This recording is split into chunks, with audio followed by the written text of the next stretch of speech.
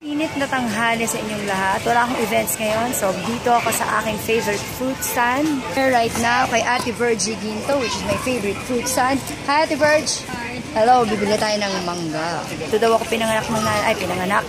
Pinaglihe ng nanay ko. Indian mango. Or mas gusto kong mamili dito kasi may free pagbabalat. Ako marunong magbalat. So, eto. Pagbabalat ako ni Ate Virgie. Sa halagang 20 pesos, meron ka ng 1 kilong mangga. 1 kilo, bibili ko ko 3 kilo. At yan ay pabalatan ni Ate Virgie. 3 kilo. Si Ate Virgie. Okay. Napakahirap po magbalat. At syempre, habang pinahihirapan ko siyang magbalat, chichismisan ko siya ng mga showbiz chismis. Ayan, taga saan ka ba, te? Taga, probinsya. Pangasinan. Taga Pangasinan. So, ikaw ay palang Galatok o isang Ilocana? Pangalatok. Pangalatok. Ano bang maganda sa Pangasinan bukod sa 100 Islands? Ha? Sa ano? Bulinaw.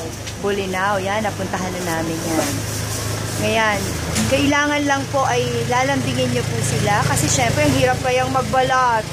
Hindi na ho ako kakain ng manggang Indian mango kung hindi ho libre ang balat. Kasi ang hirap talaga magbalat. Hindi ko yan kayang gawin pero yung ate ko napakagaling magbalat. Ayan. Salamat kay Ate Virgie. Dahil sa kanya ako ay makakakain na naman ng Indian mango. Huwag na kayong maglalagay ng pag-uong kung nagda-diet kayo. Huwag nyo na rin nilagyan ng asin ha. Okay na yan as is. Matamis naman. At pag umaga sigurado ka. Dahil yan ay ma-fiber. O, diba? Lalabas lahat yan. Papalitan siya. Wakas, natapos din. 3 kilong mangga mula kay Ate Virgie. Thank you, Ate. Welcome. Balik ka. Thank you.